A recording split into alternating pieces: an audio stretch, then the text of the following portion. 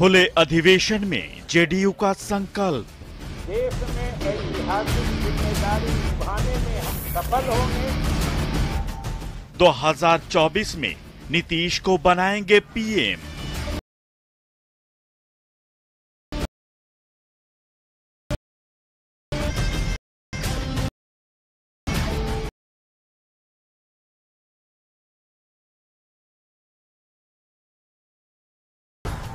क्या नीतीश बन पाएंगे प्रधानमंत्री? क्या लाल किले पर तिरंगा फहरा पाएंगे नीतीश? क्या नीतीश को मिल पाएगा विपक्ष का साथ?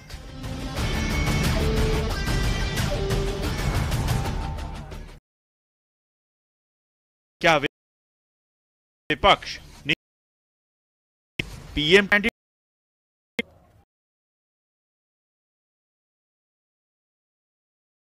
साथ मैं हूं शिप्रा झा। पटना में जेडीयू के खुला अधिवेशन में पार्टी ने बहुत बड़ा संकल्प लिया। पार्टी के सीनियर नेता और जल संसाधन मंत्री संजय झा ने 2024 में नीतीश कुमार प्रधानमंत्री बनाने का संकल्प लिया। उन्होंने कहा कि नीतीश कुमार 2024 में लाल किले पर तिरंगा झंडा फहराएंगे। पार्टी के ने भी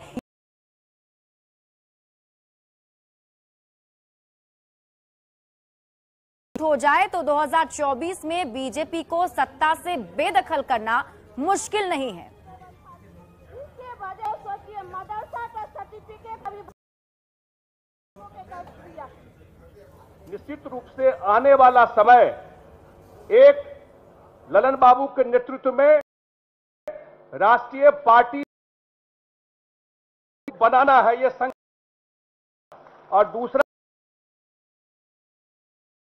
पर अपने नेता के द्वारा झंडा फहराना है। बहुत बहुत धन्यवाद। इसलिए हम समाजवादियों की विशेष जिम्मेदारी बनती है और हम एक सक्षम नेतृत्व नीतीश कुमार जी के साथ काम, देश में ऐतिहासिक जिम्मेदारी निभाने में हम सफल होंगे। लोग और विशेष हमारा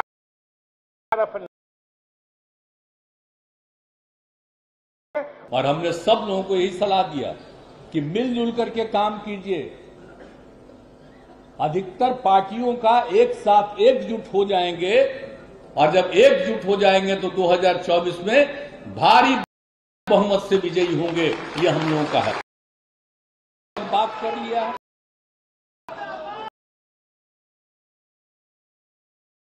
एकजुट हो जाएंगी।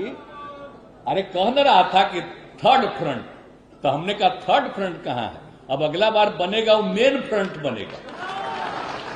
ये सब हम करते रहे, हम अपना कोशिश कर रहे हैं। मेरा बतवा मानेंगे तो ये हार जाएगा। हम क्या करेंगे? हम क्या करेंगे? जिम्मेवारी है कि वे अपने इस चुनौती को स्वीकार करके एक विकल्प के लिए रास्ता राष्ट्र में प्रस्तुत करें। देखिए, संकल्प तो ले लिया गया है, लेकिन अब जमीनी हकीकत को भी समझना पड़ेगा। अब आइए जानते हैं कि सीएम नीतीश कुमार के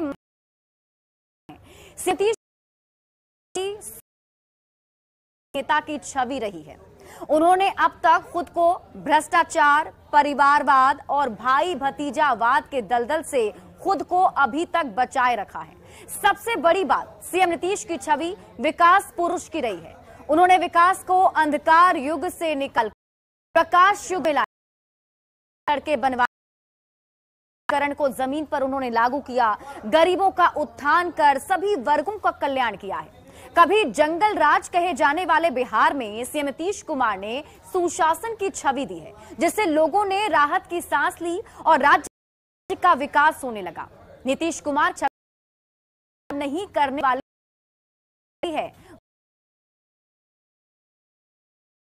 नहीं करने के लिए जाने जाते हैं। नीतीश कुमार की छवि एक भरोसेमंद नेता की भी है। नीतीश कुमार की जन कल्याणकारी योजनाओं से गरीबों का कल्याण हुआ है और पिछड़े तबके के लोग समाज की मुख्य धारा में आए हैं।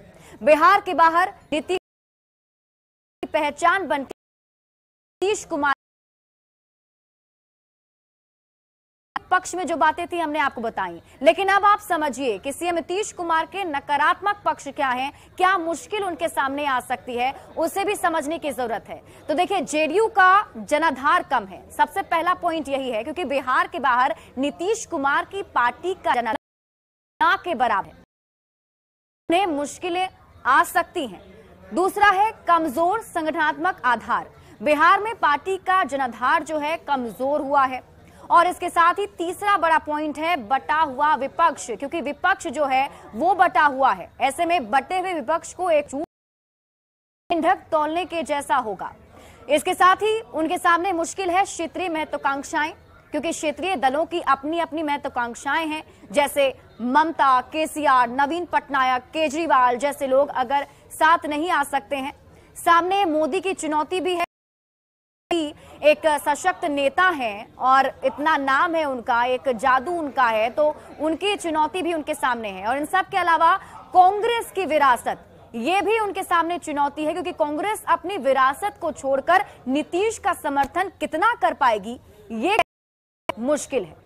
तो ऐसे में ये सब कुछ उनके सामने मुश्किल होगी, चुनौती होगी। हालांकि देखना होगा किस तरीके से इन चुनौतियों से निपटते हैं नीतीश कुमार। बढ़ते हैं आगे और बात 2024 के लोकसभा चुनाव में नीतीश कुमार के साथ कौन कौन राजनीतिक दल साथ आएंगे, इस पर कांग्रेस के प्रदेश अध्यक्ष अखिलेश सिंह ने कहा कि अभी बिहार में महागठबंधन है और 7 पार्टियां नीतीश कुमार के साथ हैं। कांग्रेस पार्टी भी राष्ट्रीय परिप्रेक्ष्य में कांग्रेस चाहती है बीजेपी को हटाना। इसमें लालू प्रसाद, नीतीश कुमार सहित अन्य क्षेत्रीय पार्टियां भी शामिल हैं। विपक्षी पार्टियों को एकजुट करने की मुहिम में नीतीश कुमार अभी आए हैं, लेकिन कांग्रेस इस मुहिम में पहले से लगी हुई है। 2024 में विपक्ष की तरफ से उम्मीदवार कौन होगा, यह फैसला आज नहीं होगा।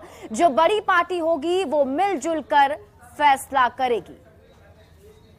जदयू के खुला अधिवेशन में नीतीश कुमार के दिल्ली में जाकर राजनीति करने और लाल किला पर झंडा फहराने तक की बात की गई। हमारे साथ कांग्रेस के प्रदेश अध्यक्ष अखिलेश सिंह मौजूद हैं।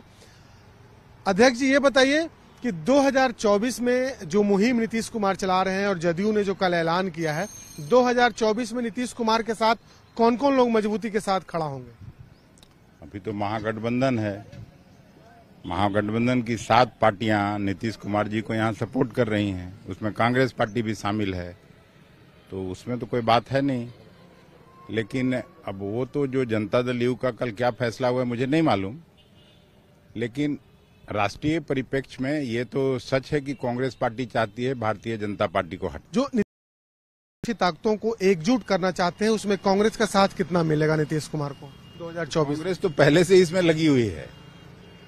नीतीश जी तो अभी आए हैं, कांग्रेस पार्टी तो चाहती ही है, तो इसमें कांग्रेस का स्टैंड इधर उधर क्या होगा?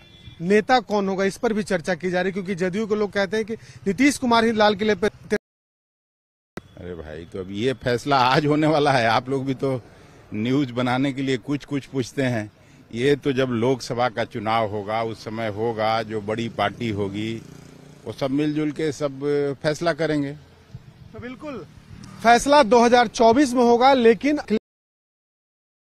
महागठबंधन के तमाम जो घटक दल हैं वो एक साथ मजबूती के से खड़े हैं। कैमरा पर्सन अजय दुबे के साथ शैलेंद्र, न्यूज 18 पटना। बिहार के मुख्यमंत्री नीतीश कुमार आज नालंदा को एक बड़ी सौगात देंगे। नालंदा के रहुई प्रखंड में करोड़ों रुपए की लागत से डेंटल अस्पताल बना है। इस अस्पताल के बनने से स्थानीय लोगों को काफी फायदा होगा। कार्यक्रम के उद्घाटन में डिप्टी सीएम तेजस्वी यादव भी मौजूद रहेंगे। इस कॉलेज में पढ़ाई के साथ साथ दांतों का भी इलाज होगा।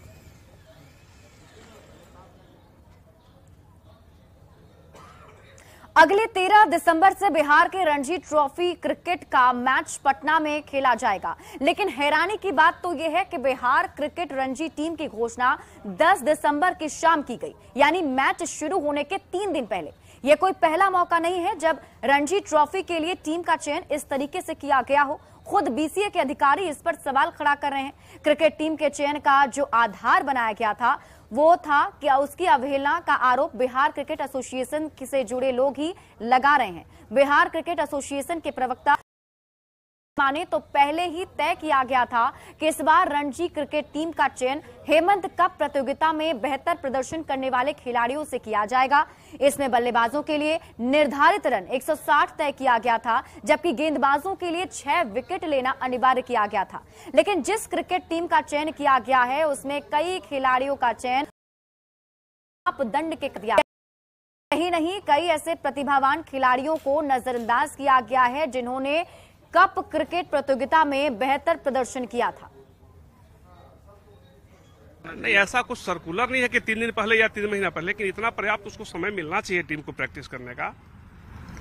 प्रैक्टिस के टीम नहीं, अब देखिए मैच अभी होगा कि नहीं, थोड़ा हम लोग नहीं बोल पा रहे हैं क्योंकि ग्राउंड हमारी थोड़ा टेक्निकल मामला में फंस गया है। ग्राउंड शायद Sardar Patel cricket foundation book कराए हुए पहले से। भैया इसी जिम्मेवार को, इसी चीज को रखने के लिए जब मैं क्रिकेटिंग गतिविधि को सही तरीके से संचालित करने की जब बात करता हूँ,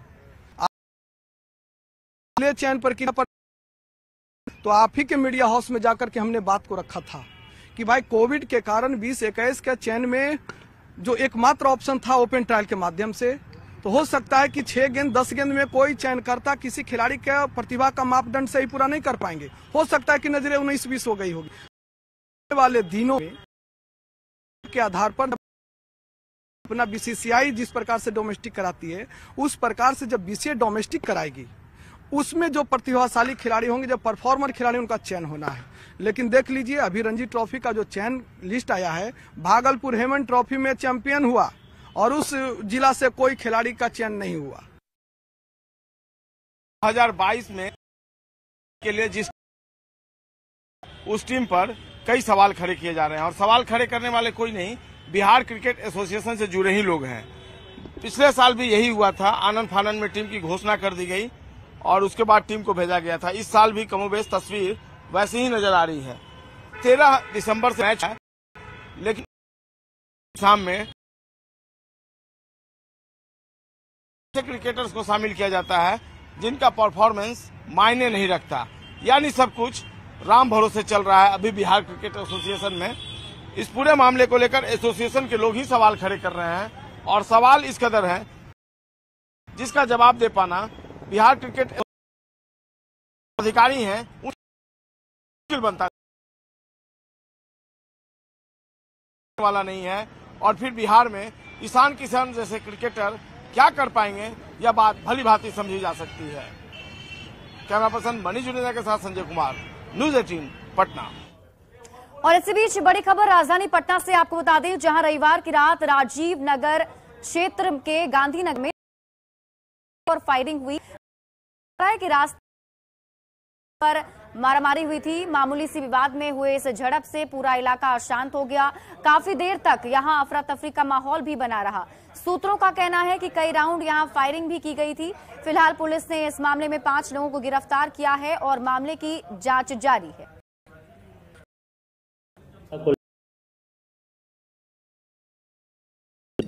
आप गांधीनगर में ही दोनों का घर है और एक मोटरसाइकिल रास्ता पर लगा दिया, जिसके कारण जो है विवाद हुआ। दोनों तरफ से मारपीट की घटना घटी है। दोनों तरफ से कुछ लोग घायल हुए हैं, जिसका कि इलाज कराया गया है और पूछताछ हेतु कुछ व्यक्ति को थाना पर लाया गया। बेगूसराय से बड़ी खबर, शराब के खिलाफ शराब जब्त किया गया। पुलिस ने देशी शराब को यहां पर नष्ट कर दिया है। पुलिस को देखकर मौके से कारोबारी भाग गए। कई जगहों पर छापेमारी अभियान चलाया गया है। आपको बता दें कि पुलिस की टीम अभी लगातार शराब कारोबारियों पर शिकंजा कस रही है। ये तस्वीरें आप देख रहे हैं वहां की, जब पुलिस की टीम पहुंची थी, जब्त शराब किया और उसके बाद को नष्ट।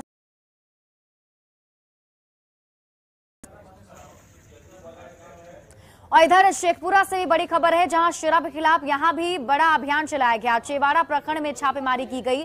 पुलिस ने यहां ड्रोन का इस्तेमाल किया था। ड्रोन के जरिए इलाके का पता लगाया गया और उसके बाद कार्रवाई की गई। शराब के कई अड्डों पर छापेमारी की गई है।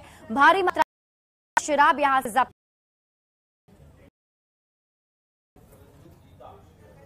और अब बात करेंगे ठंड की। बिहार में ठंड का असर लगातार बढ़ता चला जा रहा है। पछुआ हवा के कारण कड़ाके की ठंड ने दस्तक दे दी है। पटना समेत पूरे बिहार के तापमान में रोजाना गिरावट दर्ज की जा रही है। सुबह में ठंड का असर सबसे ज्यादा दिखाई दे रहा है। लोगों का सुबह सुबह घर से निकलना मुश्किल हो गया है। दूसरी ओर कुहासे के कारण सड़कों की रफ्तार भी सबसे ज्यादा। पटना से और अधिक जानकारी दे रहे हैं सहयोगी शैलेंद्र। बिहार में कड़ाके की ठंड ने दस्तक दे दी है। पटना में भी इसका असर देखने को मिल रहा है। खास तौर पर यदि हम बात करें तो सुबह में जो लोग घरों से निकलते हैं, खास करके मॉर्निंग वॉक जाते हैं या फिर बच्चे स्कूल जाते हैं, कुछ लोग ऑफिस, काफी परेशानियों है। सुबह में जो भीड़ होती है अमूमन सड़कों पर वो नहीं दिखाई दे रही है और खास तौर पर कुहासे के और अन्य जो हवाई जहाज हैं या गाड़ियां हैं उस पर भी साफ तौर पर इसका असर देखने को मिल रहा है। और देखिए इस वक्त भी कुहासा पटना शहर दिखा जी थोड़ी मुश्किल एक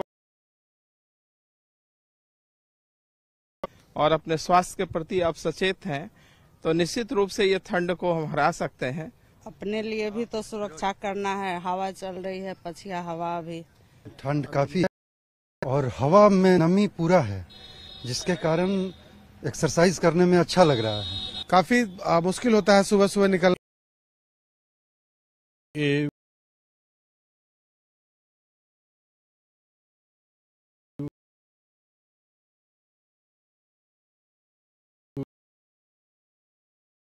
सुबह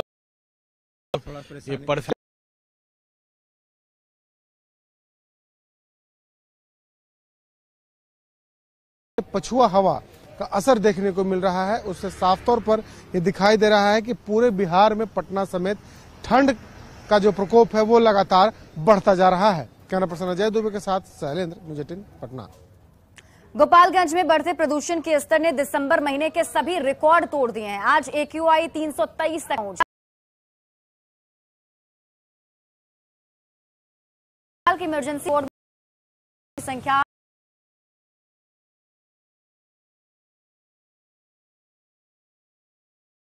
में सांस के मरीज सावधानी बरतें और किसी भी प्रकार की दिक्कत होने पर तत्काल डॉक्टर से सलाह लेकर इलाज कराएं। सदर अस्पताल से और अधिक जानकारी दे रहे हैं न्यूज़ 18 संवाददाता गोविंद कुमार। गोपालगंज में प्रदूषण का लेवल लगातार बढ़ रहा है और ऐसे में जो सांस के संबंधित मरीज हैं उनकी हालत लगातार बिगड़ती जा रही है। सदर अस्पताल का लगातार वो सांस के मरीजों से इस वक्त भर गया है और आज की AQI बताएं, एयर क्वालिटी इंडेक्स, वो सबसे ज़्यादा है। दिसंबर महीने में पहली बार ऐसा हुआ है कि जब गोपालगंज का AQI 323 तक पहुंच चुका है और तमाम भी लगातार गिरा।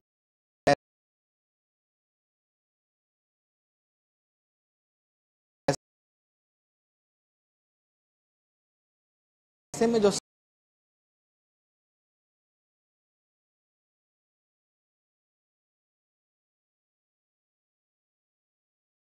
और सांस से परेशान है उनका इलाज भी चल रहा है। सामने डॉक्टर भी दिख रहे हैं जो मरीजों का इस वक्त इलाज कर रहे हैं और डॉक्टर से ही हम जानेंगे कि किस तरह के मरीज इस मौसम में खासकर जो है पहुंच रहे हैं, उन मरीजों को क्या सावधानी बरतनी चाहिए। हम बात डॉक्टर से ही करते हैं। डॉक्टर साहब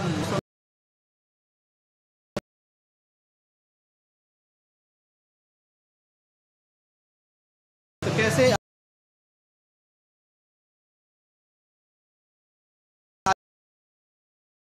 आजकल भी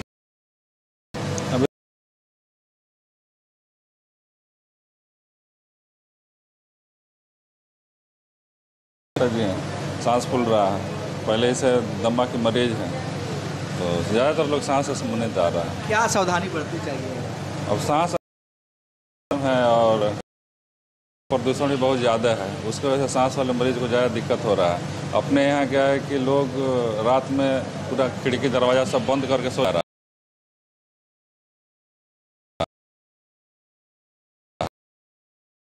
का वो लिक्विड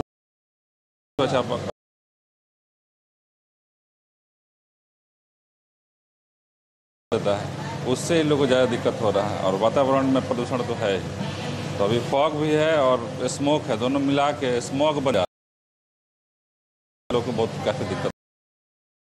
सदर अस्पताल के डॉक्टर हैं, फिजिशियन डॉक्टर हैं, डॉक्टर सनाउल मुस्तफ़ा, और इनका साफ तौर पर कहना है कि जो लगातार मौसम बदल रहा है, ऐसे मौसम में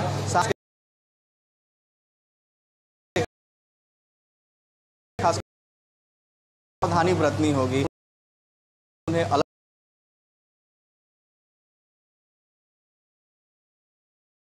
होगा। गोविंद कुमार, न्यूज 18, गोपालगंज। और अब बात बदहाल शिक्षा व्यवस्था की। शेखपुरा के प्राथमिक विद्यालय गुणहेसा में 150 बच्चों को जो शिक्षक पढ़ा रहे हैं वो भी प्रतिनियुक्ति पर हैं। स्कूल में कम शिक्षक होने का कारण बच्चे की पढ़ाई प्रभावित हो रही है। अधिकारियों का होगी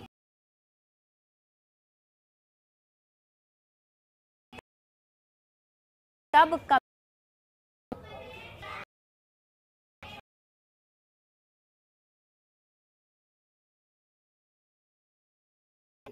और हम अकेले हैं, दिसंबर चल रही है, एक शिक्षक हैं, कभी ऑफिस जाना पड़ता है, कभी ऑफिस के कार्य से गए, कभी तो विद्यालय बंद हो जाती है, तो बहुत दिक्कत है। एक शिक्षक के कारण से प्रभावित हो रहा है, पूरा भी प्रभावित हो रहा है।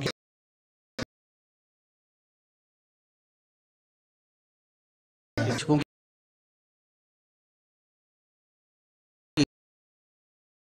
कमी, तो इसका कोई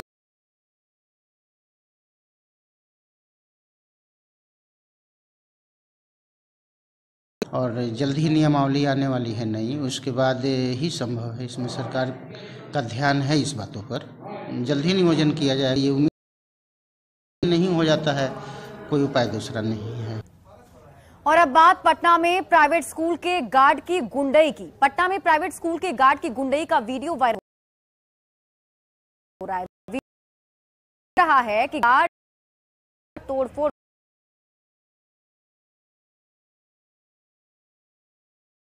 की पीड़ित परिवार ने पुलिस से इसकी शिकायत की है। फिलहाल पुलिस इस मामले की जांच कर रही है। अभी तक इस मामले में कोई कार्रवाई नहीं की गई। इस वीडियो को देखकर सवाल उठ रहा है कि स्कूल के गार्ड को गुंडई की इजाजत, आरोपी गार्ड पर कार्रवाई होगी।